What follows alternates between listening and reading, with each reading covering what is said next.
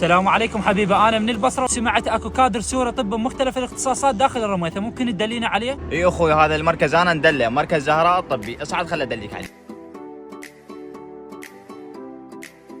طبعا اجيت من البصرة لهذا المركز وقالوا لي اكو كادر سوري متكامل بهذا المركز. اول ما دخلت المركز رحت للدكتور الكبير شعبان الدرويش، اختصاص باطنية وقلبية وصدرية وامراض السكري، 25 سنة خبرة، وهو حاليا من افضل الدكاترة السوريين الموجودين داخل الرميثة. طبعا انا عندي الام داخل البطن وبلش يجري لي فحوصات، واول ما بلش بالضغط وطلع ضغطه سليم. كذلك الدكتور مختص بامراض ضغط الدم وامراض الجهاز التنفسي والمرارة وامراض الكلى والمسالك البولية والتحسس القصبي والجلطات الدماغية والام العمود الفقري واعتلال الاعصاب والسكري. كذلك يجري للمريض داخل العياده سونار وجهاز ايكو للقلب، وتجري التحاليل المختبريه اللازمه، وهذا الجهاز المتطور والحديث ينطيك كل التفاصيل. وهنا الدكتور انطاني العلاجات وكتبهن الي وقال لي اخذهن من الصيدليه، والدكتور تعامله كلش حلو، وانصحكم كلكم تزورونه. من بعدها رحت الدكتور